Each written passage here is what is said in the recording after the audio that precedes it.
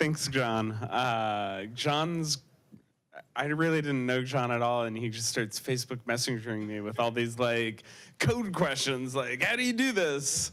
And here I am. So thank you, John. It's really cool.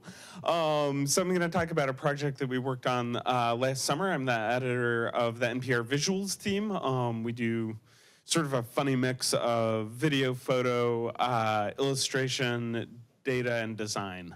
So we're sort of almost a digital consultancy in our newsroom. So you may know that a major source of lead, and maybe the major source of lead in drinking water, comes from pipes. And specifically something called a lead service line. So presumably there's lots of data about where these lead pipes exist and how you're affected by them, right? No, not at all. There's been decades of disincentives for utilities to even know where these lead service lines are. And so what had started as a project that was meant to be sort of a deep data dive, we had this interesting data set about Washington, D.C., we wanted to take it national.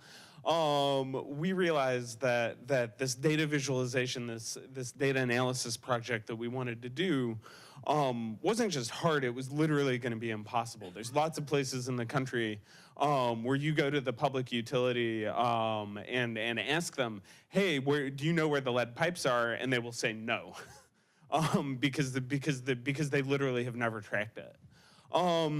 So here's a question for everybody. What do you do in that situation? So this is supposed to be a data visualization workshop, and yet there's no data. So what do you do? How do you address this design challenge? Anybody, throw some. Okay, so you could look at the age of housing. That's a good one. What else can you do?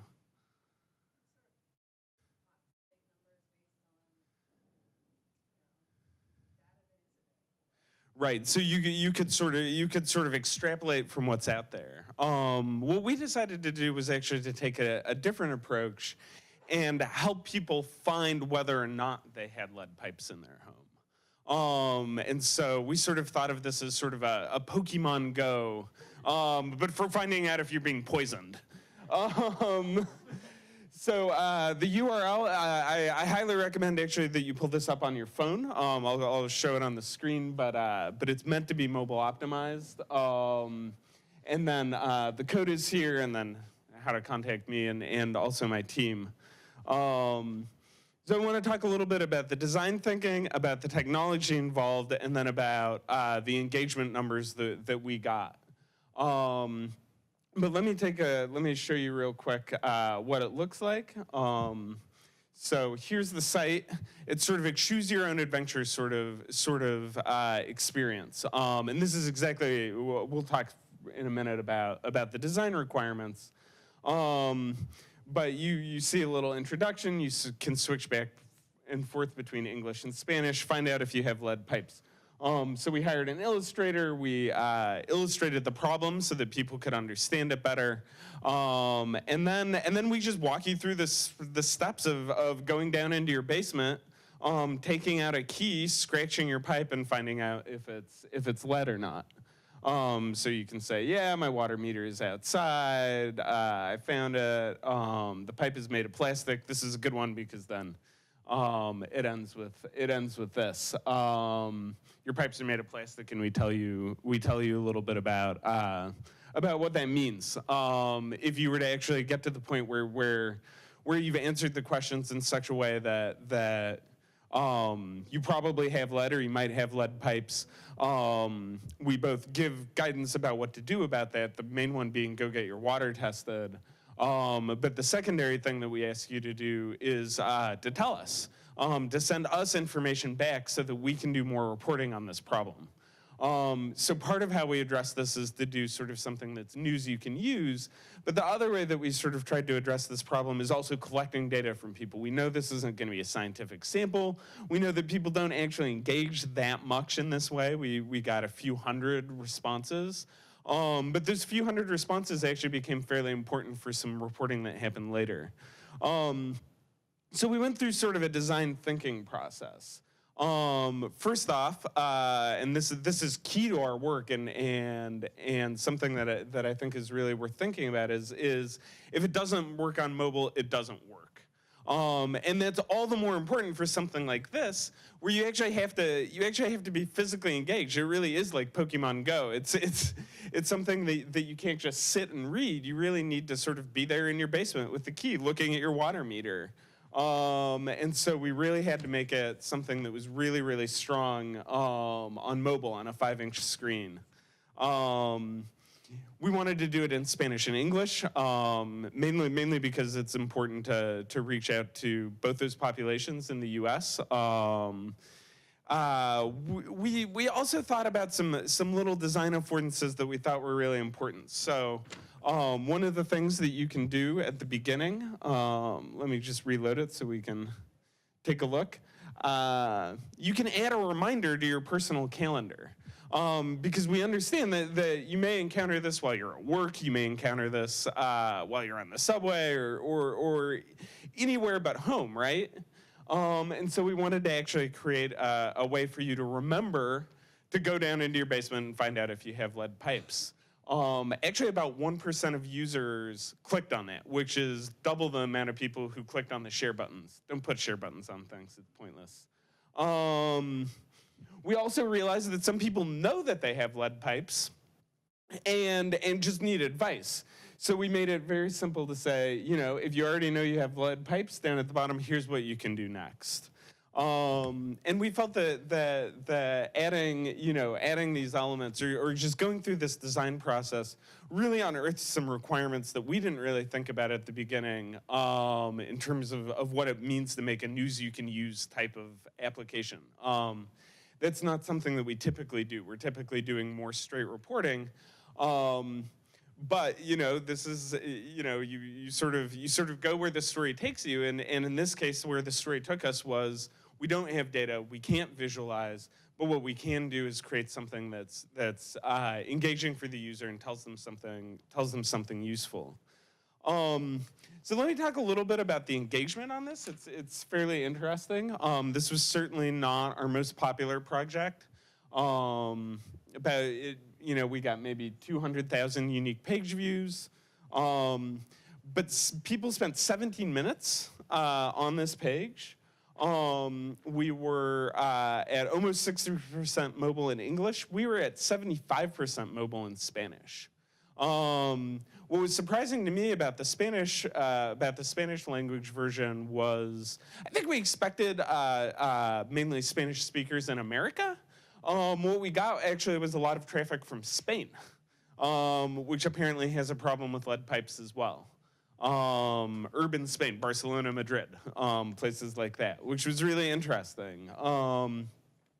One thing I should note is that we're tracking you as you're using this. So even if you're not even if you're not filling out the form at the end to crowdsource or help us sort of understand where this problem is, we're seeing we're able to track what people are doing and where they're coming from, standard Google Analytics stuff. But one of the things that we turned up is that there's a really bad problem, and it didn't come up during our reporting initially, is that there's a really bad problem with lead in Travis County, Texas, which is where Austin, Texas is. And so that was very surprising to us, and it was interesting, and it popped in our analytics. We had this one place that we were getting a lot of traffic from. The other thing that we were able to do, and this goes to a couple of the points you both made, is the breakdown of where people landed: plastic, steel, and lead pipes, and copper. Sorry. The percentages of people who landed on those endpoints corresponded pretty closely, in fact, to national estimates of the prevalence of those pipes. It was really interesting to see that our own analytics, even though it's not a scientific survey, even though we reach the NPR audience, whoever that is, the NPR digital audience, it was really interesting to see that the patterns that we saw in our analytics actually were very much in line with national patterns. The last thing I want to sort of mention about our engagement, and this is something that's very important to us on our team, but also was just sort of remarkable about this particular project. So we typically see about, when we have a sequential story like this, where you click through, we usually see about 50% of the audience getting to the end, 45 to 50%. And what we call our engaged completion rate, which is people who click past the first slide, because some people are gonna come to this and be like, this is my thing, and then they bounce, right? So we do two metrics. So we have just basic completion rate and then engaged completion rate. So our basic completion rate on this style of story, which we do a lot, is about 50%. Our engaged completion rate is more like 60, 65%. So somebody who takes at least the step to click through at least one time. This project, the basic completion rate was 75%, and the engaged completion rate was almost 90%. So almost all of those 200,000 people who saw this made it to the end, which was remarkable to us. So as we think about engagement, we try to think about it in lots of different ways, and try to think about it in terms of sort of various story goals. So one story goal that we had was to reach 500,000 people. We wanted 500,000 people to see this. Didn't happen. The other thing that we wanted to do is make sure that if people did see it, that they got to the end and got to the information that they thought was that we felt was most important for them to find. And on that metric, we knocked it out of the park. So it was an interesting project that way, in terms of both not meeting our expectations and then wildly exceeding them. And so I think one of the things for us thinking about a project like this is NPR and news sites in general, I think, have a problem surfacing old content, have a problem sort of having something that lives for a long time outside of the standard news cycle. And I think there's a lot of ways for us to take this project and keep bringing it back. There's a lot of things that we can do to make this a more popular project in terms of search. This project has had a nice long tail. It had about 100,000 unique page views when we launched it, and then the rest have sort of come as a trickle since then. And what we've seen is that the Spanish version goes up and up and up as more people link to it, as it rises up in the Google search rankings. NPR is not good at marketing to Spanish speakers. It's not our thing. And so that's been a much more organic sort of process. The last thing I do want to talk a little bit about is just the tech side. I hope John didn't scare you too much. This was not the hardest project to make. Most of the time that was spent on this project, I would say about 75% of the time that was spent on this project, more than 75% of the time that was spent on this project was reporting and design. Even on my team, the vast majority of our time was spent on design and not on the technology. That's how we like it. Design is more important than technology. Figure out the thing that you want to make, and then often how you make it is not the most difficult part. But this uses static site building technologies. So there's a spreadsheet in the back end. It spits out just basic HTML. It stitches together, and then it stitches together a bunch of little files. It is open source, and that's on that first slide, but it's open source. And one thing that I do just want to note is each one of those slides is just a little HTML file using GitHub. Our translator is here in the audience. Mago was the translator.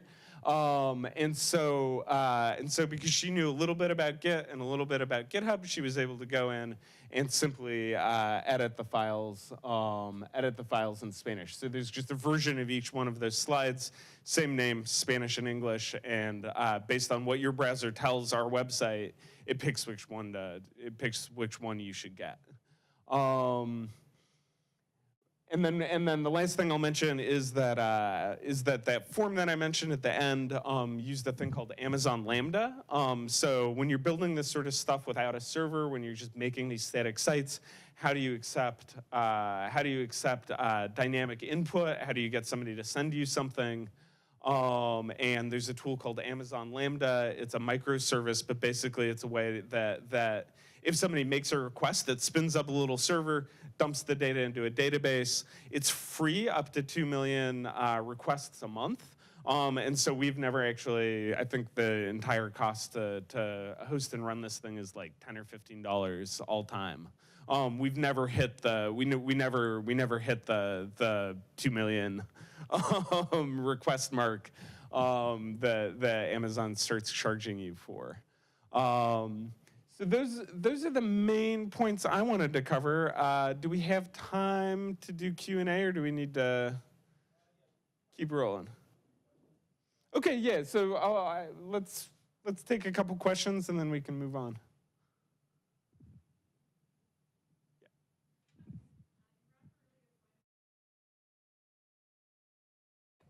Oh, I get a mic too.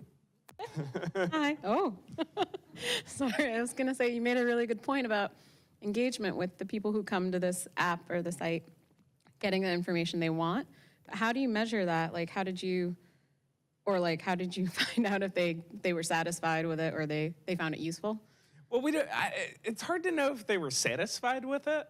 It's interesting. I mean, a lot of it's sort of trying to read the tea leaves. Certainly when we see engagement, it's a completion rate that goes up above about 65%, we're gonna be really happy. You know, in general, most people, only about half of people make it to the end of an article. In general, only about half of people make it to the end of a sort of click-through sequential visual story that we would create. So anytime we sort of push past that and push past that in a significant way, we suspect that the project is resonating. The other thing that this project unfortunately was not able to do, which is another key metric for us, is get people to more reporting that we did. And so that can be a difficult thing about sort of doing something that's totally separate from your content management system. Is this really had to be, right? You're not gonna, you're not gonna do a project like this in a frame, in a frame that looks like this.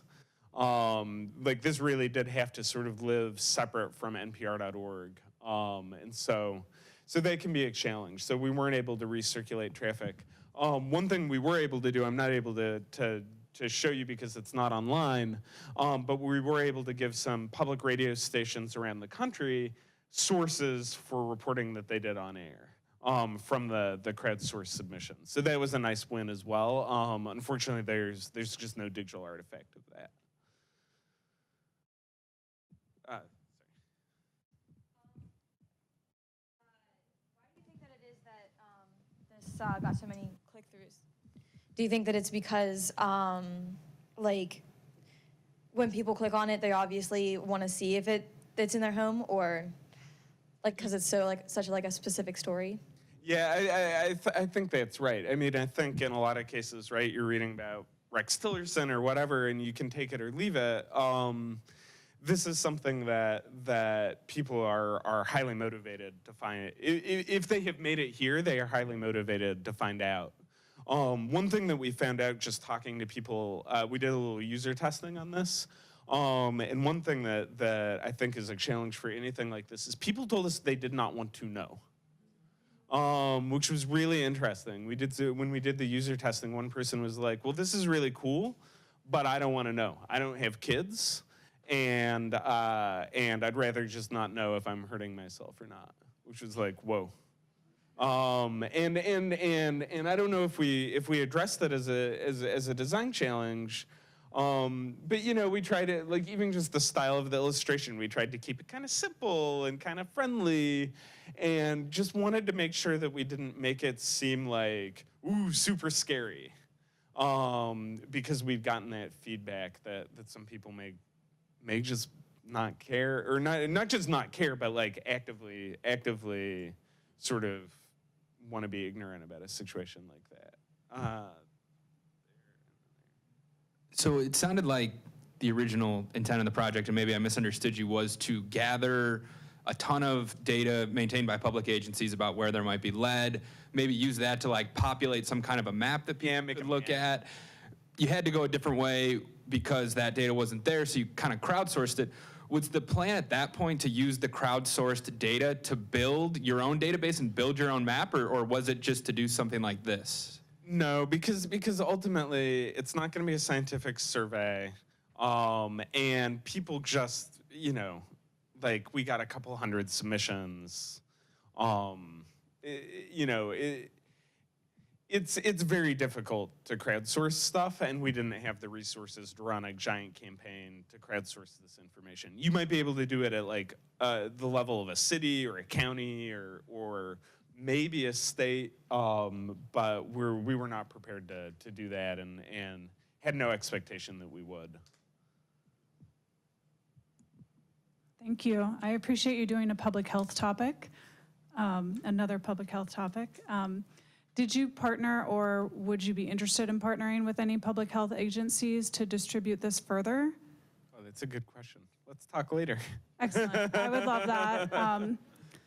And also, are you looking at other public health topics to do similar strategies? And what might they be? So this is sort of to both of your questions. So this started as a project that a science reporter had. I can connect you with her. She's into this sort of stuff. We haven't found another thing like this where we can really boil it down into this really smooth kind of mobile experience, like take it to your basement, scratch it with a key kind of a thing. But if there were topics like that, we'd love to do more, because we felt like this resonated nicely, and there's a lot to build on here that we weren't able to do. So, and I think one more.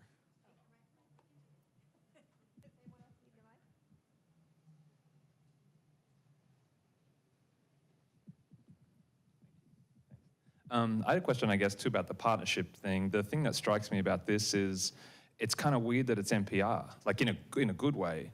But it's like one of those instances where it's like journalism crossing over into like advocacy or community development sort of. And my question was about, do you know or suspect what the impact might have been on how much it was used was influenced by where it was coming from? To me, it's kind of like McDonald's asking me about how often I exercise. It's like, this is, whereas if it had been like the city of Flint or a clean water advocacy group or something, it might have made more sense. Like, any thoughts on that? Yeah, that's really interesting. And one thing that's tricky about working with advocacy groups or community organizations is NPR's got a very, very strict ethics policy about that sort of stuff. And so it can get into some kind of tricky territory for us, even when that's stuff that we want to do. But more to your question, we felt like it was a good thing for NPR to do, because NPR is a very trusted news brand. So I think there's sort of a blessing and a curse. If you're an advocacy group doing this, there's sort of a similar sort of trade-off if you're somebody like NPR. I think for us it was, I suspect, and I'm speculating, it was less about people not necessarily trusting NPR. I don't think we have a dog in the unlike your example about McDonald's telling you to like be healthy, like we're not a public utility, right? So I don't think there's that level of perception of conflict of interest. But what I do think is that we're not necessarily very good at reaching the audience that needs to see this. Our digital audience is coastal, urban, and educated. And I think the audience for something like this is probably a lot less of those things. It's a much more rural audience. It's a much more poor audience. Which isn't to say that this issue doesn't affect middle class and upper class people. It absolutely does. But NPR's sort of digital reach, I think, doesn't reach into the places that could have used this most.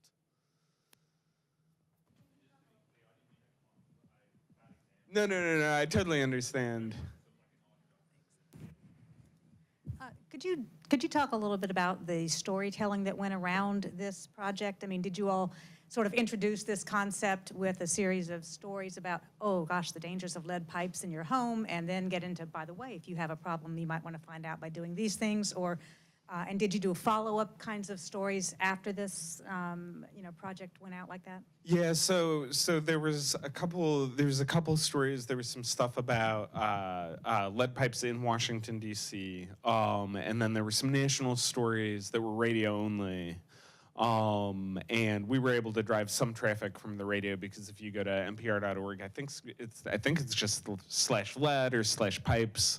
So we set up a little URL that people could call out on the radio. Not a lot of people do that, but it happened enough in this case. So it was adjacent to some other reporting that we did. And I see that I only have 1 minute, so I think it's probably a good point to wrap up. Thanks, everybody. Appreciate it.